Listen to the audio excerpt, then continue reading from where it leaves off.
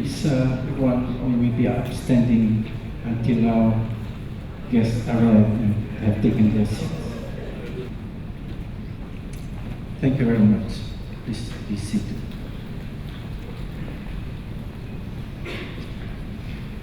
A very good morning and welcome to all the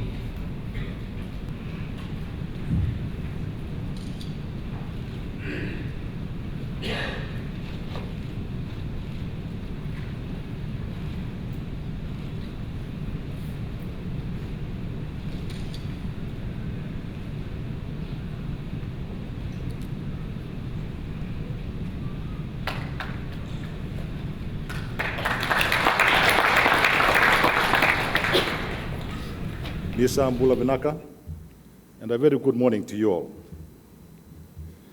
It gives me great pleasure to address this important consultation of the Pacific Technical Experts and Ministers Consultation on strengthening climate change resilience through reproductive, maternal, newborn, child, and adolescent health, REMCA.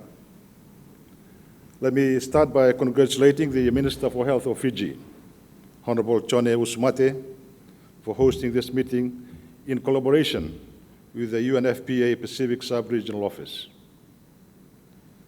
I understand that this is the first meeting of its kind and addresses gaps in climate change resilience. Admittedly, much of the focus and publicity in the Pacific has been on the construction of physical structures like seawalls or relocation for entire communities. I understand this meeting is a result of a rethinking of strategies in the last few years to build climate change resilience in communities.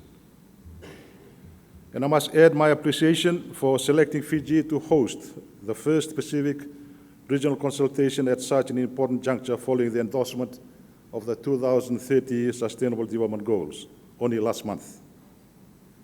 The SDGs, as you know, are more ambitious and bolder than the MDGs. They focus on major development priorities, including the eradication of poverty, hunger, and gender inequality. Alongside this, they aim to ensure healthy lives and promote well-being for all. Excellencies, distinguished delegates, ladies and gentlemen, the integration of this ambitious global development agenda into national plans, policies, and programs is of the utmost importance.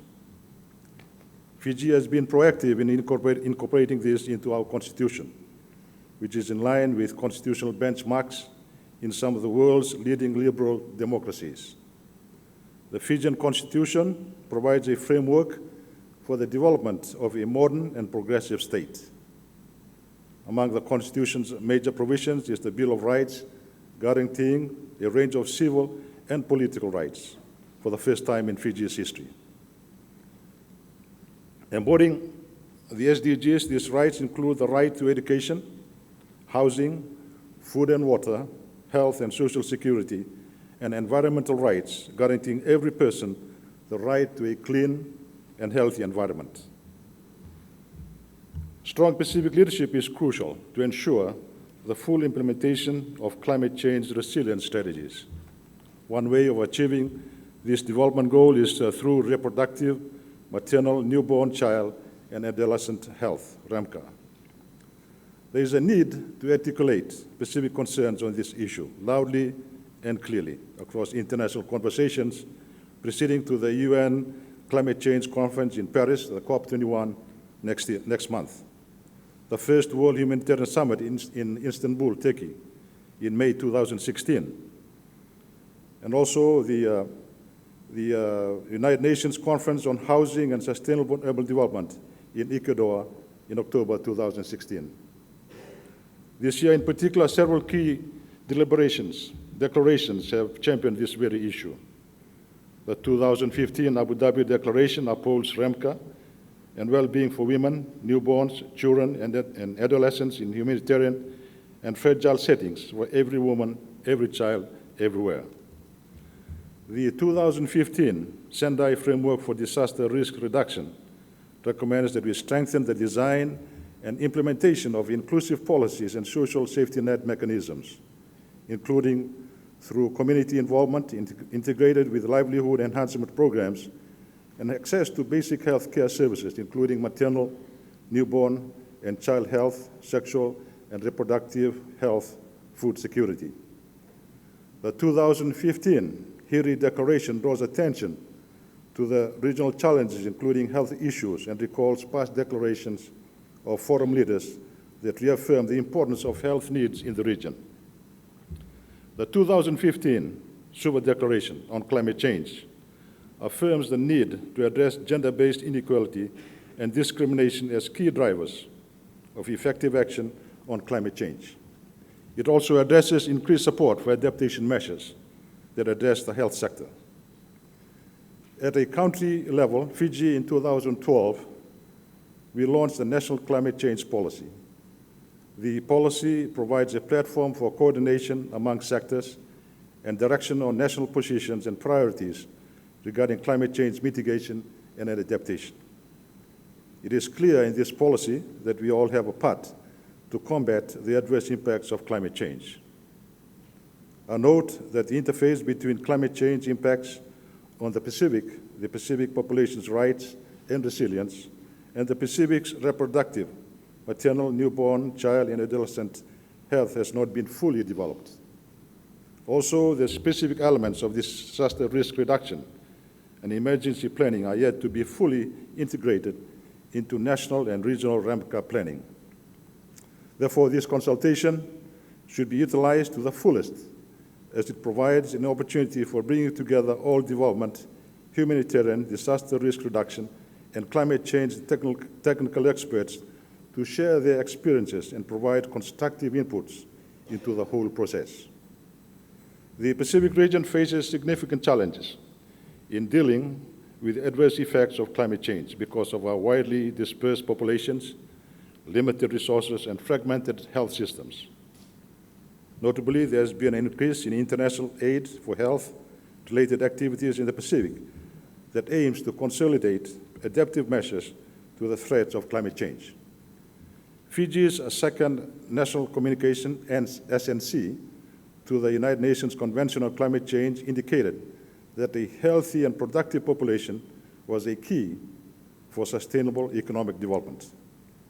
In this regard, climate change is widely regarded as a serious threat to the public health sector, as Fiji is vulnerable to adverse climate change impacts due to its small geographical size, exposure to extreme climatic events, and small economy. Direct impacts of climate change on health include injury, disease, and death from extreme heat and cold, cyclones, floods, and droughts. Indirect impacts include an increase in vector-borne, waterborne, cardiovascular, respiratory, and renal diseases. There are also psychosocial impacts from an increase in the range and number of disease spreading, vectors, compromised food and water sources, livelihood losses, and population displacement. A growing body of research shows a clear link between climate change and the re-emergence of infectious diseases such as typhoid and dengue fever and diarrheal illnesses. The re-emergence of this infectious disease puts an extra load on already overburdened public health systems. On top of this, climate projections for Fiji have shown that the country's climate will continue to change. The temperature in Fiji will continue to rise by at least between 0.4 to 1.0 degrees Celsius by 2030. There would be very hot days and warm nights, and a decline in cooler weather. It is predicted that extreme rainfall days are likely to occur more than often in Fiji. Excellencies, distinguished delegates, ladies and gentlemen, with this forecast in mind, the onus is on us to plan and implement interventions that will strengthen the resilience of our communities and, more importantly, the most vulnerable. In conclusion, I urge all fellow ministers and technical experts to contribute as much as you can and share your experiences so that we can derive the following outcomes. 1, key lessons from current resilience, humanitarian, and development approaches, especially those related to natural disasters and climate change. 2, recommendations on steps towards investments and implementations of the new Every Woman, Every Child, Every Adolescent Global Strategy and the 2030 Agenda for Sustainable Development. And importantly, third, an outcome document with key messages about Pacific Island country realities and recommendations for resilient populations, particularly from the standpoint of women, adolescents, and children, for the purpose of strengthening their advocacy and political positioning. This, as I've alluded to earlier, will then be presented at the 21st session of COP in Paris next month, followed by the first World Humanitarian Summit in Turkey next year, as well as the Habitat 3, the UN Conference on Housing and Sustainable Urban Development in Ecuador. I wish you well in your deliberations, and I hope you all enjoy your short stay in Fiji. And thank you.